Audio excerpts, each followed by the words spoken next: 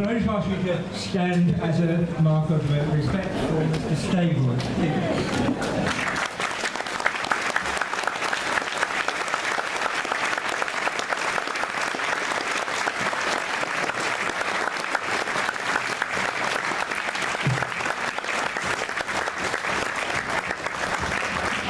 Sit down.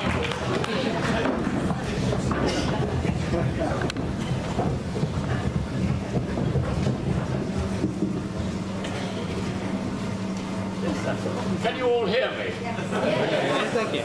Good. It's a great pleasure to be here, this second meeting or reunion of the opening of the Bulmershe School 50 years ago. I can just tell from the great hubbub that was going on in the minutes preceding this formal occasion, how much you're all enjoying it and how much you're all enjoying reminiscences with each other. Some of them, I suspect, quite humorous ones about members of staff, which members of staff are not aware. But it's great to see you all, and I think congratulations on those who've come so very far this afternoon. We're very pleased to have such a big gathering. Now, a lot of you, as you will see, have gone up in the world since you were last here. You were down here in the hall. And the whole hall has changed in all sorts of ways. It can either be turned to the left or to the right, but that's according to your politics. But this afternoon, I'm pleased to see you all here in this hall together. And our great thanks to Jeff Wickens and all his helpers from the school who have arranged it all. There's been a lot of work, I know, behind it. So thank you, Jeff.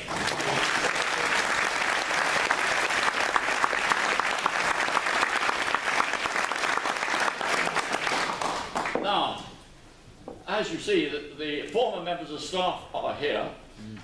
You will recognise them, but we don't recognise you because you've changed rather a lot over the last 40 or 50 years.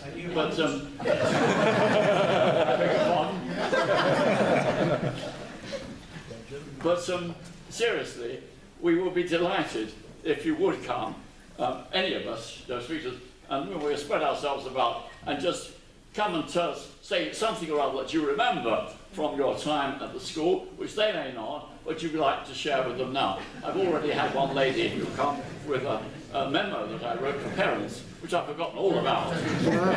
And maybe there are other mementos, but anyway, do please make yourselves known to members of the staff. They'll be very pleased to see you and to hear you. Now, a bit about the early history of the school. It opened, as you know, in 1964 as a grammar school, a 4-stream grammar school. And it was later on, 1968, that we moved into becoming a comprehensive school. And that included moving not only from just having 4 forms of entry a year, but 8 forms of entry, which was really quite a change. But I think the school managed it very well, and I'm pleased to see that staff who were there then and since, you know, have been approached with great enthusiasm by those of you who were pupils at that time. You may be interested to know about the way the organisation of the school changed. I remember that when I was a boy at school, I didn't think about these things. There was the head, and he took assembly and so on, and things went on. I didn't know otherwise what he did. But in the beginning, there was the head and the deputy. And Mrs. Bull, some of you may remember, who was here for the first few years. And there were 9 members of staff. Again, some of whom are still about, who came at that time. There was Mr. Harrison, who was head of English. Now, he wasn't here, he was here last time, but not this time. But he's gone to be head of the school. There was Mr. Morris, who was head of maths, again, who had also wanted to be head. Yes, there are murmurs going around. I won't inquire what that's about. The heads so sometimes rather more than people suppose. I'm very proud of the fact that at least 12 or more other members of staff have become heads of staff or principals in the years that have passed since then. So I'm feel very pleased that I was able to appoint such a talented members of staff and those who had the ambition and the skills to go on and run schools themselves. So that's a very good memory. The organisation of the school changed. Again, I don't think as a pupil you may appreciate what this is, but originally there was just the head and the deputy, Mrs Bull at the time, for those of you who were there in the first 3 years, to be replaced by Miss Hulbert after 3 years. And then, of course, when we went in 1968 becoming a comprehensive school, this hall was not big enough to hold everybody. So the whole structure of the school changed, and we would have 3 assemblies, one in here, one in the lower school hall, another one in the sixth form. And the pattern of the school government changed, which again, I think is a matter of interest. First of all, there was the head and the deputy. And then there was the head of lower school, head of middle school, head of sixth form, and their deputies. And together we formed a sort of cabinet. But this was really not to the complete satisfaction of other members of the staff. And we had a change after a few years, which I think was for the better. We have a cabinet of those 5, and then 6 elected members of staff. We had a fortnightly cabinet meeting in which various matters from the school turned up, most of which by which we reached a general agreement. But there was 1 or 2 where, in fact, we had to take votes, and 1 where I lost. You may be interested in this, but some of you will remember, because some of them are here who agitated with this change.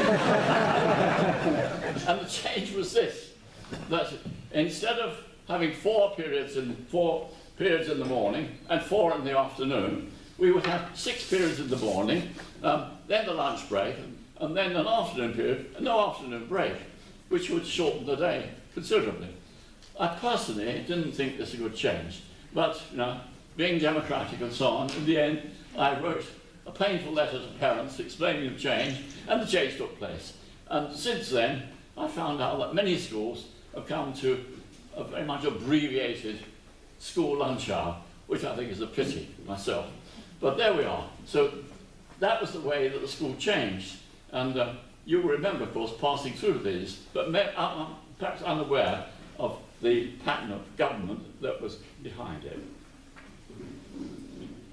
Now, what else to say? Yes, the change from grammar school to comprehensive led to some very welcome changes. When this school opened, the sixth form had a sixth form room, which became the library in the end, which I could see from the very beginning was going to be completely inadequate for the sixth form that we were going to develop. And sure enough, when the plans came through, we were asked what we wanted. And one of the things that I wanted was a sixth form block.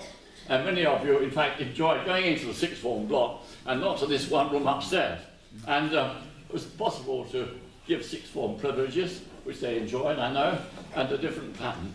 And so that was one big change. The other thing that happened was that we had a big increase, of course, in the number of science laboratories and other facilities. Also, it meant, with an enlarged staff, that you could do rather more A-level subjects than many other schools did. For instance, we offered sociology and economics. Did any of you do sociology and economics? Good. There are people here then who benefited by that extra that became possible when we went from a 4th form entry to an 8th form entry at school. Now, I think that's probably enough on local history, except that I know Jeff Wiggins is keen. I should tell a joke against myself and the principal of the college. When I came to this school, and exactly actually 51 years ago this week for the interview, I stood in Church Road and came up and looked across this big field. There was the half-completed schools actually, the primary school, and there was the sixth form, the training college, and that was it. And a nice road.